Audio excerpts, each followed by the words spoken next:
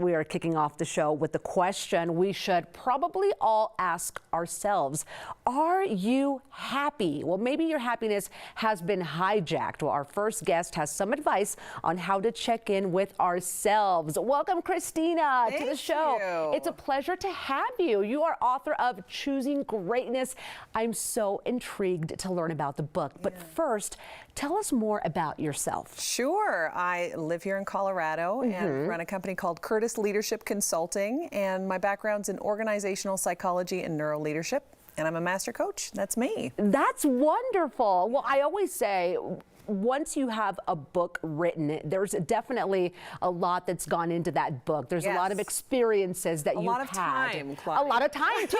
That is why I've never written a book. So let's talk about this, because I feel that we don't take the time to stop and say, are we truly happy? But are we really, though? So with that, how is our happiness in jeopardy? How do we know? Yeah, it's really interesting. I see it all over the place where people have the sense that they're not living up to their true potential.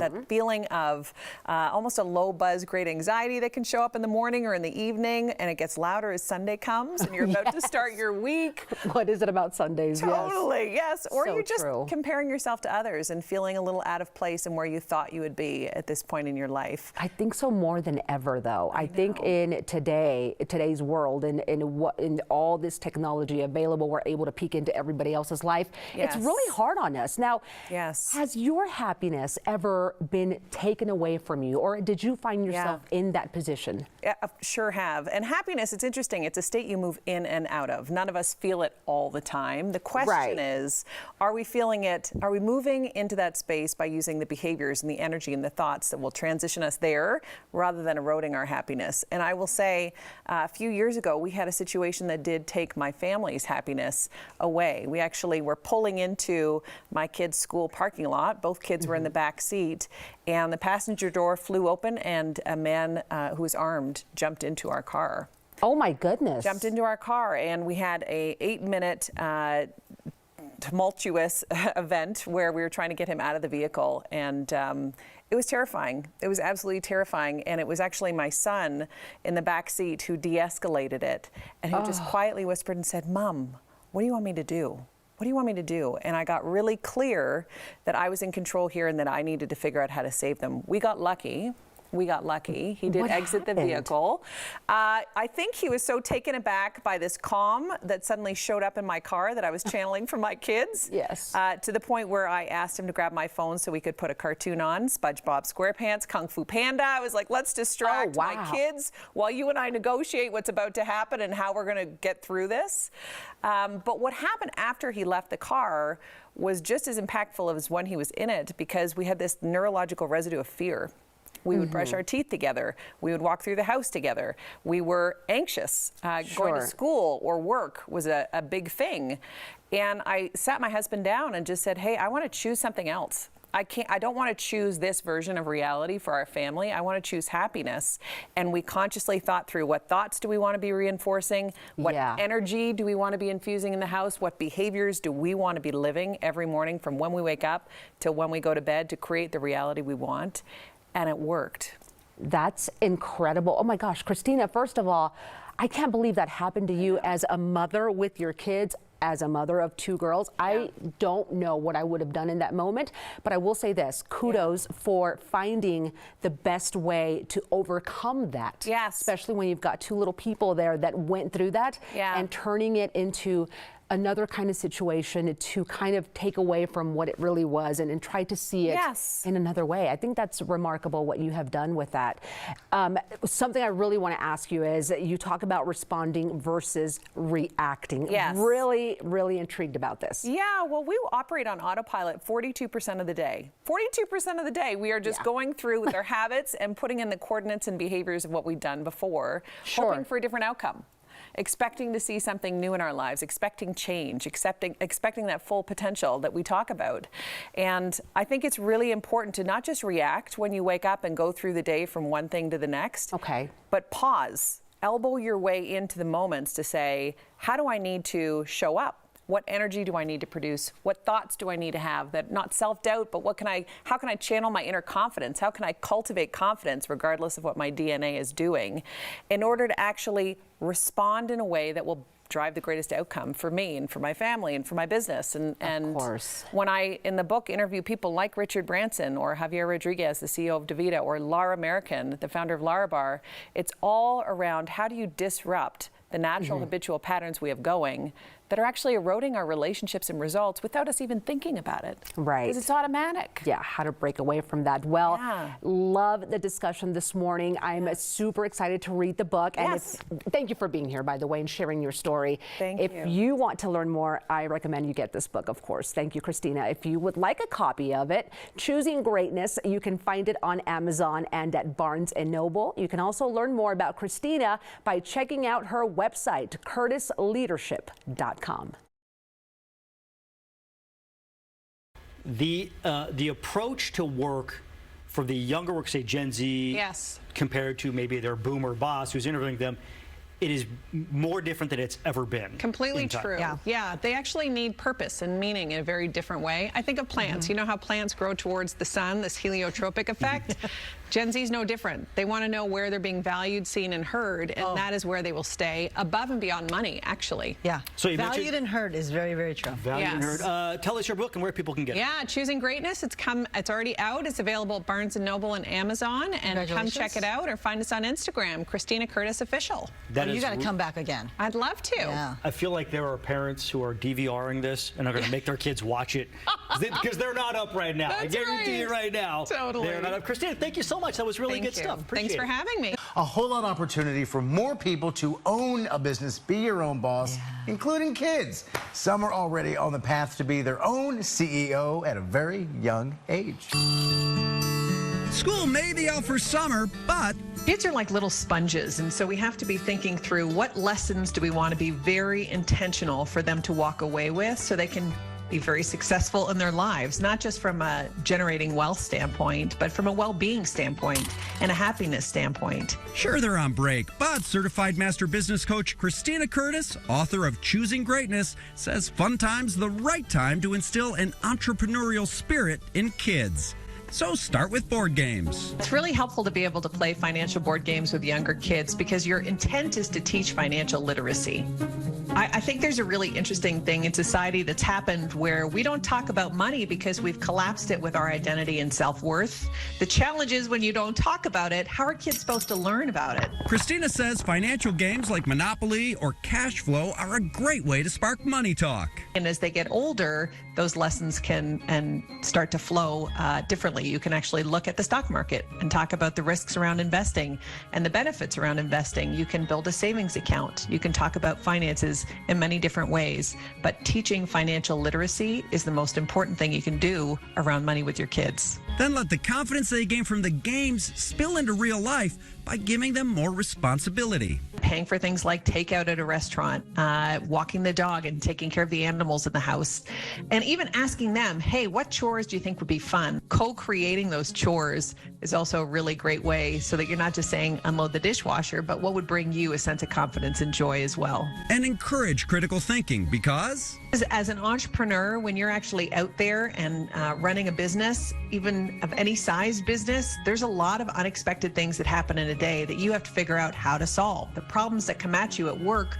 are constantly complex and changing.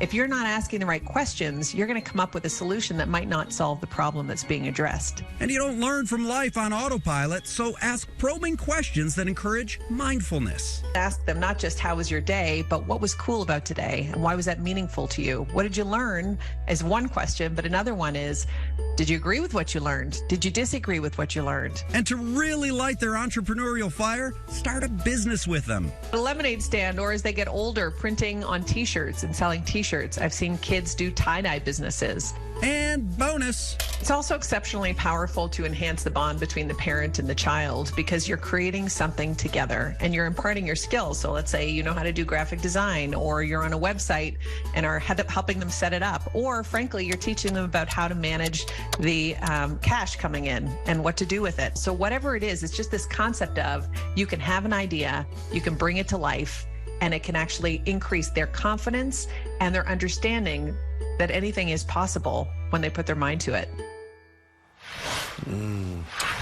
Looking back at my school years, I do feel that's the one thing beyond history and geometry and biology.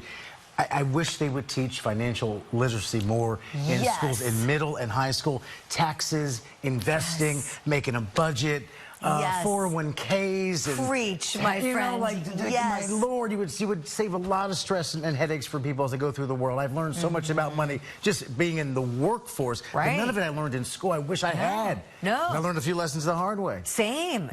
No, I agree. And it makes me mad when we have curriculums with things that you never use. Think about all the time you spend in classes that you never use that material. Why aren't we changing the curriculums so that we're giving students life skills, things they can take with them? Yes.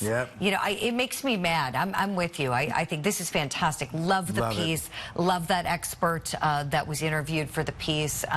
Our producer, Allie, did a beautiful job with that. And these are the useful pieces of information that at least we can put forth on this show if the kiddos don't get it in school.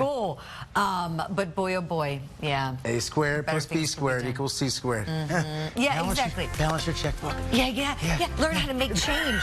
Isn't that teach your kids how to make change? Yeah, I know. Let Rob and I set up the curriculum. We'll get it started.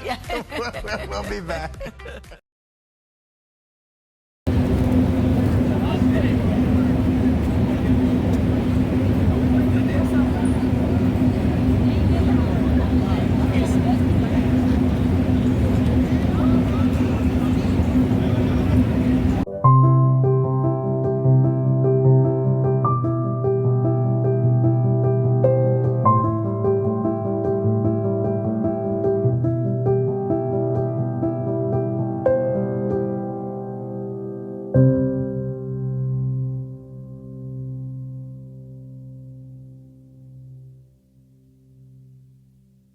For many of you, your spring cleaning may be well underway, but this season we can also spring clean some of our habits. Author and founder of Curtis Leadership Consulting, Christina Curtis, has a new book called Choosing Greatness that aims to help us do just that. Thank you so much for joining us this morning, Christina. Thank you for having me. Well, starting off first, so how are some of our habits hijacking our happiness, relationships, and some of those results? You know, it's fascinating, but we actually run on autopilot 42% of the time. I mean, think about that. It's habits coming down our well-honed neural pathways, just putting in the coordinates of behaviors we've done in the past rather than the ones we need to do to move us forward. But here's what happens in that space between reacting really quickly and consciously responding. You can elbow your way in and slow down, like Neo from the Matrix, I always say, and choose the habit that serves you best. Choose the behavior or the thought pattern that will move you forward and get you different results rather than the results you've already had. And so part of it is just slowing down to pause and watching where you feel irritated or reactive or where you're no longer thinking, particularly in relationships and results where, frankly, variables are constantly changing. I would say habits are really great for the gym or for grocery shopping where there isn't any variation. But when it comes to your marriage, your business, your children, your family, they are constantly evolving. You want to slow down, be present, and choose how you want to respond. And focusing more just a little bit on those habits, what are some tips that you have to help just interrupt some of them? Yeah, the first thing is to slow down, which all of us will say, good luck. Good luck, Christina. That's not the world we live in. However, I find breathing, just slowing down to breathe a couple days, moments in the day with micro breaks really pulls me back into the present. And then I can actually watch when I'm having a reaction and interrupted. Usually the reactions that we have are fairly common. For instance, with a particular person, we may react and engage the same way, or with a particular problem. The greatest insight I've learned is to watch where you're meeting resistance or not getting the results you want and say, am I behaving habitually here? Am I repeating the same thing again and again and again? And if so, it's time to step back and objectively say, what else could get me to where I want to be going? The other thing I recommend in the book, I talk about a lot of exceptional leaders, Richard Branson, Olympic medalists, Fortune 500 CEOs that I've engaged with and talked about in my book. And there are daily choices we can actually take to interrupt those habits, to really choose how we want to move forward. One of them is being really aware of that inner critic, because we tend to react quickly when the inner critic is in the driver's seat. And when something goes wrong, we personalize it. We personalize it, we make it mean that there's something wrong with us. And figuring out how to interrupt that negative thought pattern is 3 chapters in this book, because it couldn't just get done in one. It's something many of us are dealing with. There's definitely some great information there, and especially if you're just looking to just do something different in your life, find some inspiration, some tips to do that, then this sounds like the perfect book for you. Now, where can our viewers go to find more information on yourself, and also if they want to look into purchasing this book? Yeah, Choosing Greatness, it's on sale at Barnes & Noble and Amazon and your local bookstore. Feel free to go pick it up so you can study the habits of some exceptional leaders and the daily choices they are making to generate more wealth and well-being in their lives.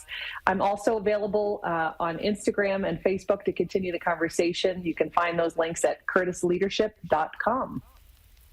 That sounds great. And as always, we're going to have the links to those, plus also a link that you can purchase that book here locally on our website, fox10tv.com, under the Studio 10 tab. But thank you so much for joining us this morning, Christina. Thanks so much.